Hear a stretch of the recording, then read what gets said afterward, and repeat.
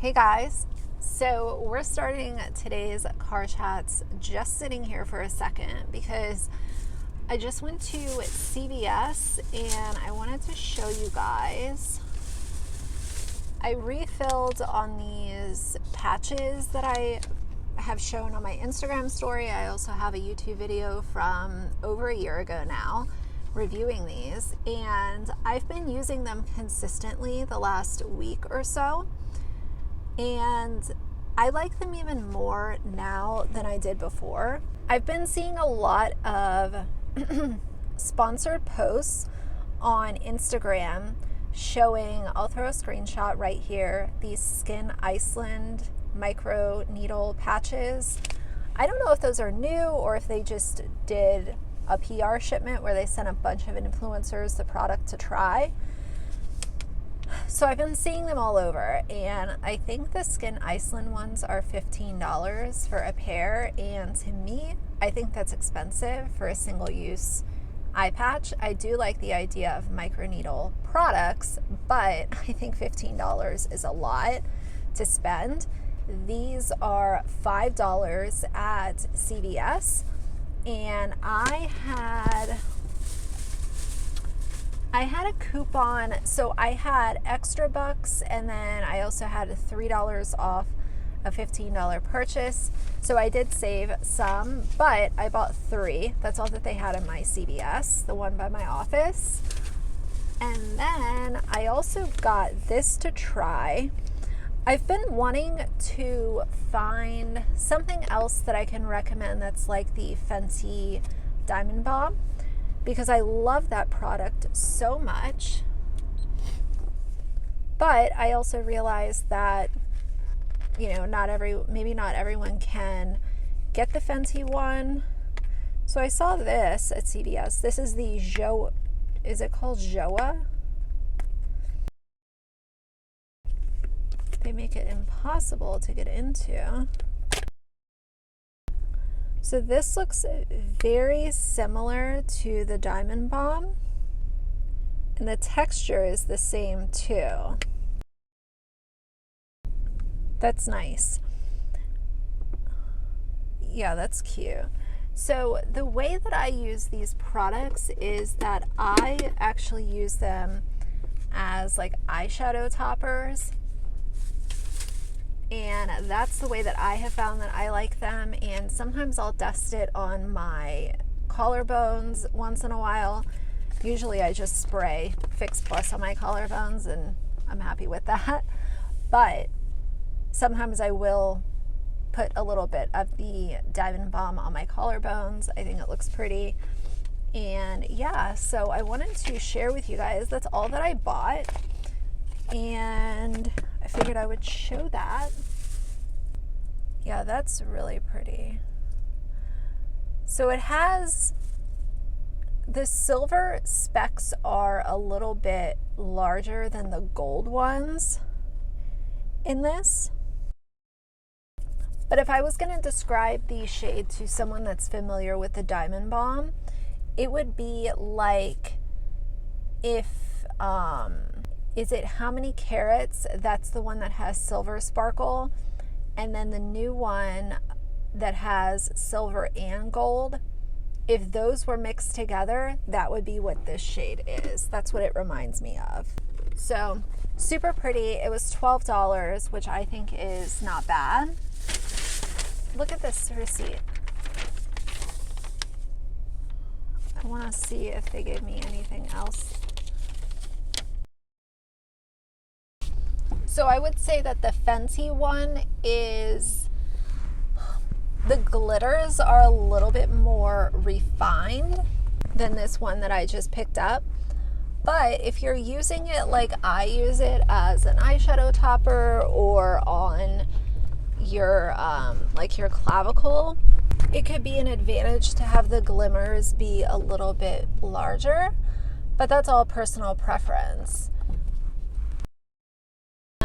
Yeah, so I want to chat with you guys today about, I've talked I don't want to say a fair amount, but I have mentioned cancel culture on my channel before, and I want to talk a little bit more about that today because, you know, I hear cancel culture be associated with just all of these negative things on the internet. You know, cancel culture is not a bad thing. If you want to call the word canceled negative, okay, whatever. But when you think about cancel culture, it has nothing to do with just hating on people just because. Cancel culture has a purpose behind it, and that purpose is to hold people accountable, whether they are YouTubers, influencers, celebrities, anyone who is, you know, anyone who's made their life public is subject to be held accountable for horrible actions, or, you know, bad actions. I don't want to say horrible.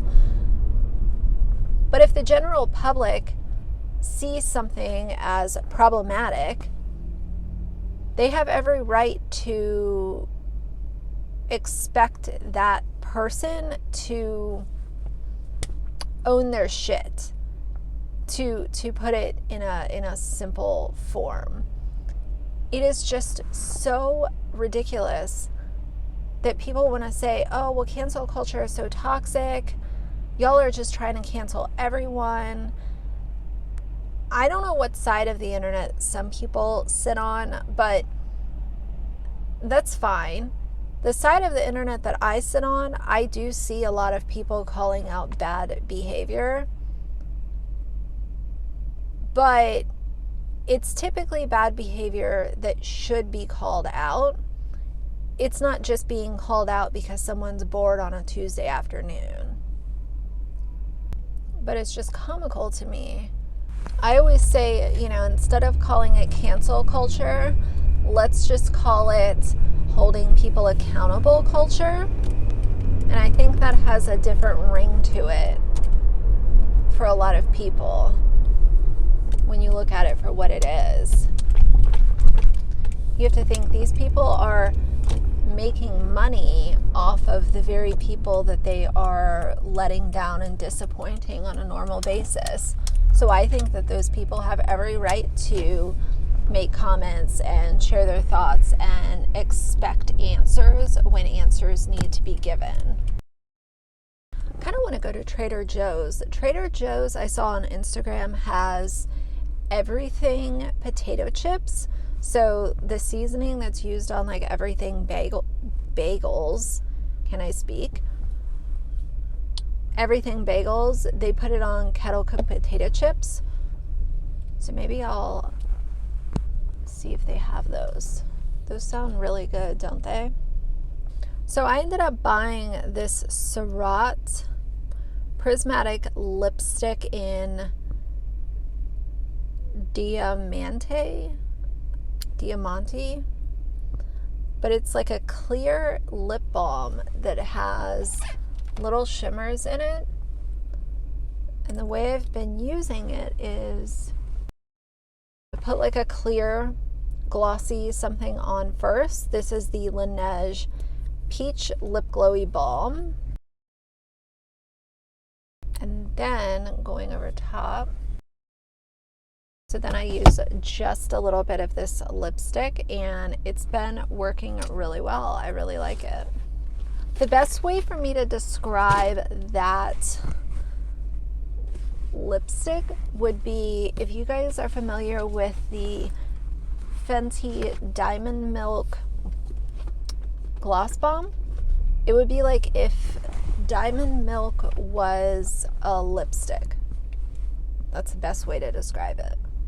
So I started to use my Latisse last night. I'm so excited to be back on Latisse. You know, typically if I was starting it, I would hope for good results, but because I've already been on it, I know exactly what's going to happen, and I am so excited. I wish I could fast forward. I don't want to fast forward like all 12 weeks, but if I could fast forward like 6 or 7, just to like start to see the growth, because it does take a while.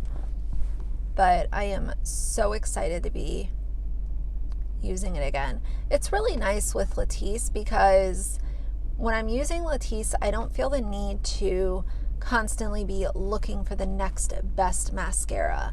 What's going to give me the most volume? What's going to not be, you know, a mess? What's going to be not too expensive? And all of those things.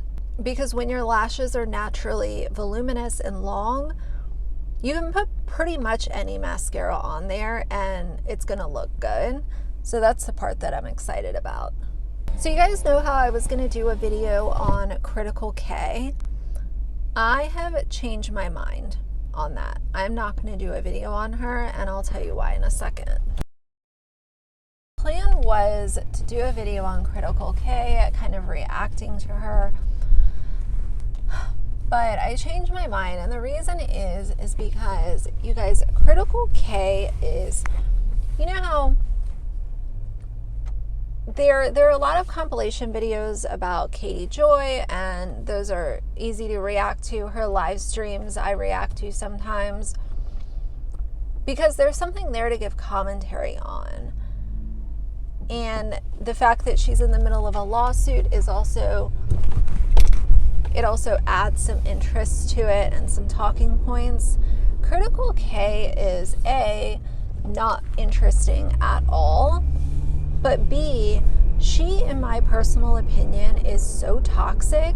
Katie Joy is a toxic person. Don't get it twisted. But Critical K is like nothing that I have ever seen before.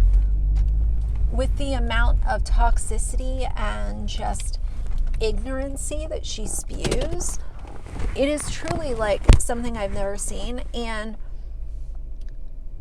I, as a YouTuber, I have to realize what is worth my energy and what is worth my mental real estate, and also what's worth my social media currency. I always tell you guys, use your social media currency on people that you enjoy watching. And I can't always stick to that because sometimes there are people that I will watch just so that I can talk to you guys about it. And I'm willing to do that. But Critical K is not one of the people that I'm willing to do that for. So I did have a change of heart on that. But I am still planning on making a video about Foodie Beauty, just kind of reacting to her overall shenanigans. But yeah, Critical K is just not someone that I care to really dissect unless she really gets herself in some trouble or does something that is worth a reaction. But she is just so vile and such, you know, there's no level of entertainment to it. She's a troll, and it's kind of like Nikocado Avocado. I know what Nikocado does, but I cannot watch him for longer than like a 2-minute period of time, and I'm done. Yeah, so I'm going to run into Trader Joe's. If I buy anything, I will come back and show you guys what I buy. But if I don't come back, that's going to be it for this video. If you liked it, please leave a like and a comment. And if you'd like to see more from me in the future, please subscribe. I'll see you guys soon. Bye.